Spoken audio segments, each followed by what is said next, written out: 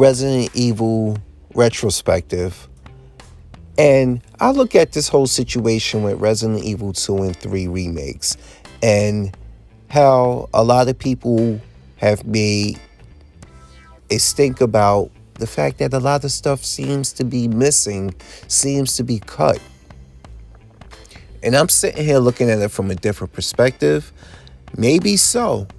But I'm going to tell you what I've seen, what I've noticed about the advancements yet limitations of the RE engine. Now, let's look at how Resident Evil and 2-3 remakes play out. There's no loading. You get what I'm saying? Meaning going in between doors and loading in a room. Enemies can follow you into other rooms unless they are programmed to stay in a specific area. But we have it now that hiding behind doors, for the most part, don't keep you safe unless you're in a safe room, unless you're in certain parts that are just loaded that way. Now, imagine an enemy like Nemesis, whereas Nemesis can only follow you in specific areas in Resident Evil 3 Remake. Whereas in the old game, he can load into certain rooms at random because that's the way the games were made back then due to graphical limitations. Whereas we got more possibilities with the graphical engines and the hardware. But now to keep Nemesis in the pattern that he was in the old games is going to be something different. Whereas he can't follow, if he was able to follow you completely everywhere in Resident Evil 3 Remake, it would mean everywhere because the way the game's programmed. And then you can't just program Nemesis to act a specific way in this area and then a specific way in that area, whereas it renders in real time with the Resident Evil engine, the RE engine. It renders in real time. So giant spiders will be able to crash through and follow you places, maybe. The crows will. Things of that nature. It's like programming reasons. It gave us the best looking Resident Evil games we've seen yet. But it gave us limitations.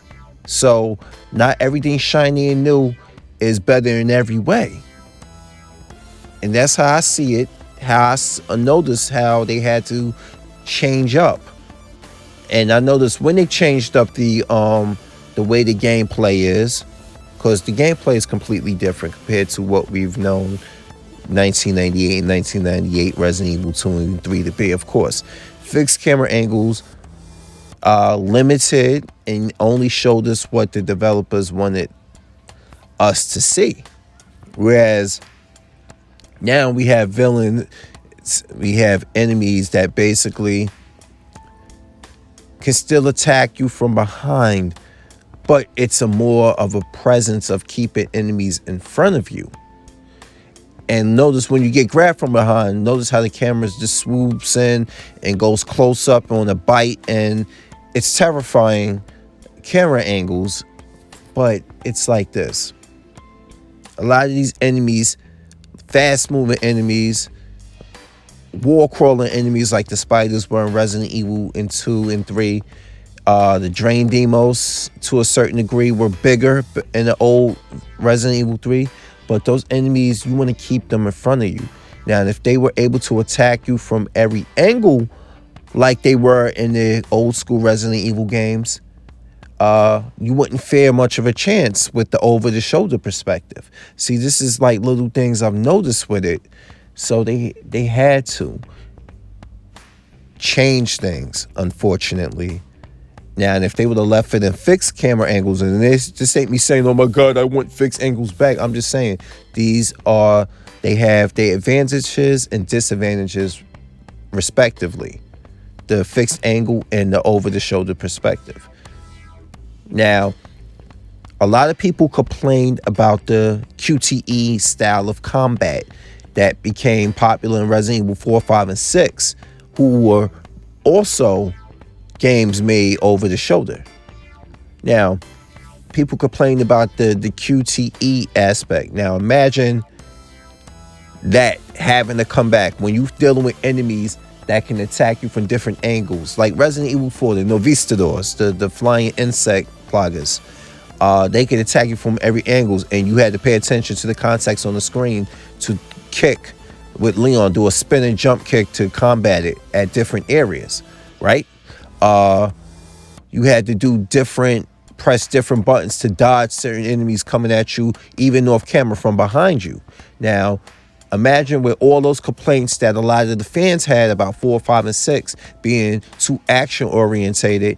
Imagine facing enemies like that in the Resident Evil 2 and 3 remake. Well, especially 2, because 3 was more action orientated, as Resident Evil 3 Nemesis in 1999 was more action orientated. But you get what I'm saying. A lot of people complained specifically about the QTE combat aspects in the game, and they stripped that away. But you still wanted enemies that would warrant that type of combat, like spiders that can attack you from the ceiling. As you can see, even with the lickers, when they attack you from behind, they do major damage. It's all about keeping the enemies in front of you and moving around. They teach you to move around lickers quietly. They give you more. Hell, you could do it easier in Resident Evil 2 and 3 Remake than you could in Resident Evil 2 and 3. Well, 2, because the lickers weren't in the original Nemesis. But you get what I'm saying. You can move around the lickers more in the RE engine, whereas in the old Resident Evil, you couldn't move that much because of the fixed camera angles. It's a couple things, how things changed with the engine. So this is how I myself came to that understanding. Like, just looking at it, constant gameplay, playing it myself, and just looking at a lot of things. And I'm like, oh, see, now I understand why the changes were made. But people wanted the remake. Maybe they didn't want it in the style that Capcom gave them, but that's the style Capcom went in. All right, so I see the differences. Enemies like the crows, enemies like the spiders would not have worked with the RE engine, because look at the style of not the RE engine. It wouldn't have worked with the style of the gameplay mainly. I believe the RE engine still can pull off a retro Resident Evil game. Capcom just chooses not to. But for the style of the game, with that slow, the way the aiming reticle goes, it would be very hard to shoot crows precisely versus auto aim with the fixed camera angles, auto aim and stuff. Maybe you had to use a shotgun spread, maybe, with how they got it off. But the crows were another style of pacing of a enemy on screen, which probably would not have worked the way they wanted it to work. Hell, they almost left the gator out the game. They put the gator back in because fans demanded the gator. But look how they had to change that scene up. They had to make it a chase scene, because there's no way it will be as suspenseful and over the shoulder view when you can keep the gator behind you and outrun it. It's no way. They had to make it something to bring the gator back in. They had to. There's a lot of changes that had to be done. And while we got the best looking Resident Evil games to date, there were limitations to what that style of gameplay brings.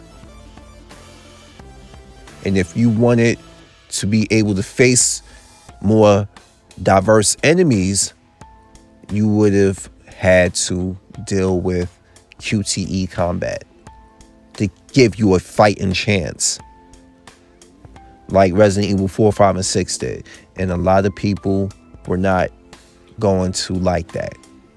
So this is our middle ground. And this is how I look at the Resident Evil 2 and 3 remakes. They will never replace the originals. But people sit here acting like they're god-awful. They're not. They're not. Anyway, y'all, because I'm a Fury. I'm here, and now I'm out. Peace.